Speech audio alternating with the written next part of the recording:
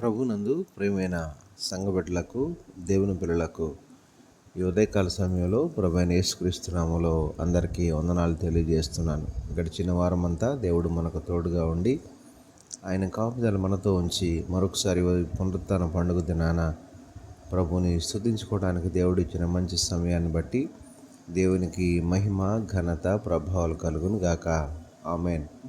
అనుదిన వాక్యహారం ద్వారా ఈరోజు దేవుడు మనకిస్తున్న వాక్య వాగ్దానం, యెహోవా మందిరములో నాటబడిన వారై వారు మన దేవుని ఆవరణములలో వర్ధిల్లుదురు అని 92వ కీర్తన 13వ వచనంలో మనం చూస్తూ ఉన్నాం. దేవునికి మహిమ కలుగును గాక.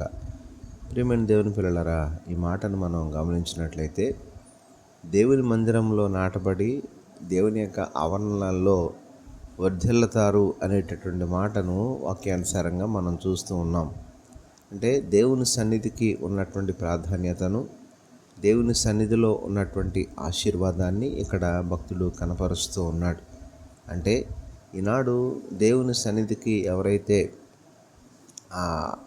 ఆసక్తిని కనపరుస్తారో, దేవుని ఆవరణములలో అనగా మందిరములో ఉన్నటువంటి ఆశీర్వాదాన్ని పొందుకోవడానికి ఎవరైతే ఇష్టపడతారో, యెహోవా మందిరములో నాటబడిన వారై అన్నాడు. అంటే ప్రభువులో విశ్వాసం ఉంచిన వారు, సంఘములో చేర్చబడిన వారు, ప్రభువుకి సాక్షిగా జీవించేటటువంటి వారు ఎలా ఉంటారంటే దేవుని యొక్క ఆవరణములలో వర్ధిల్లేటటువంటి స్థితిని కలిగి ఉంటారు.